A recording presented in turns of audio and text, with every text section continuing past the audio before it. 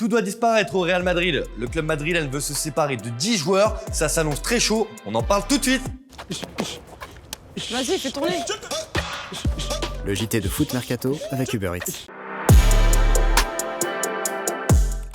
Salut les amoureux du ballon rond, on se retrouve pour un nouveau JT Foot Mercato. On commence tout de suite avec le sujet du jour, le Real Madrid qui va connaître un véritable bouleversement au niveau de son effectif.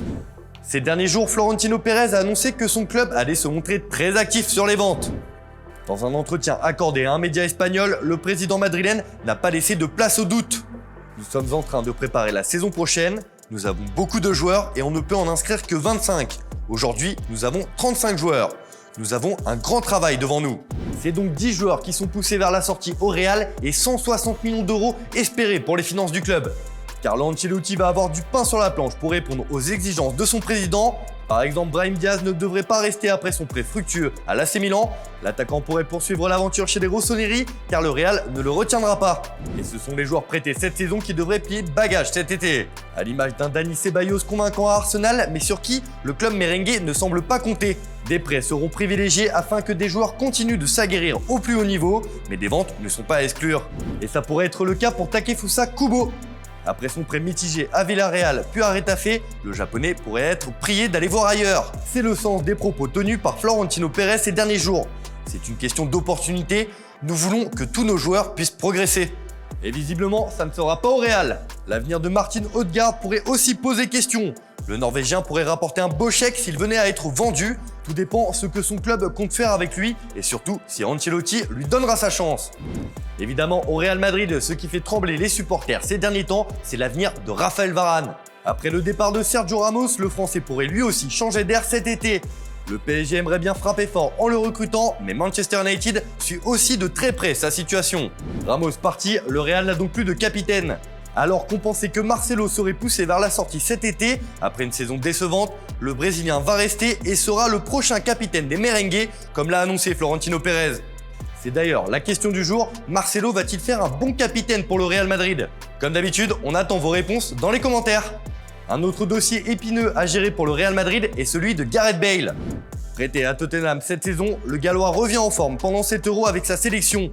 Encore sous contrat jusqu'en 2022 dans la capitale espagnole, l'ailier pourrait retourner la situation sous les ordres d'Ancelotti. Un mot sur le dossier Kylian Mbappé, véritable serpent de mer au moment d'évoquer l'actualité madrilène, le Français est encore loin d'un transfert au Real selon les derniers échos. Bref, vous l'aurez compris, ça va partir dans tous les sens au Real et ça s'annonce très très chaud. Bonne chance à Carlo Ancelotti. On passe à l'actu du jour où l'AS Monaco est sur le point de s'offrir un gardien de but. Le club de la Principauté va recruter la doublure de Manuel Neuer au Bayern Munich, Alexander Nübel. L'ASM est en train de finaliser les derniers détails de l'arrivée de Nübel sur le rocher. Ce dernier va arriver dans le week-end pour passer la traditionnelle visite médicale. Toutes les parties se sont entendues sur un prêt de 2 saisons.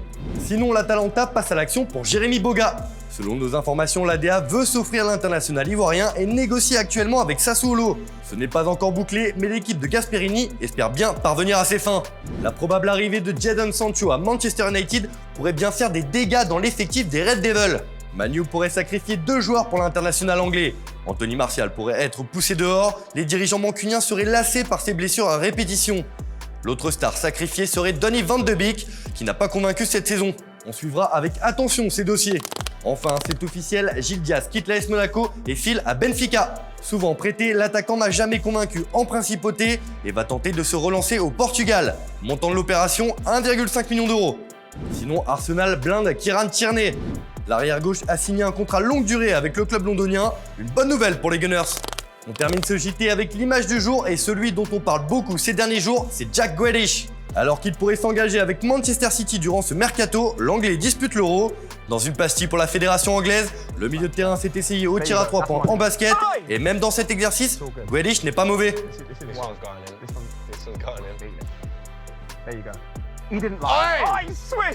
Voilà, c'est tout pour aujourd'hui. Merci de nous avoir suivis. On se retrouve dès demain pour un nouveau JT Foot Mercato. Bonne soirée à tous.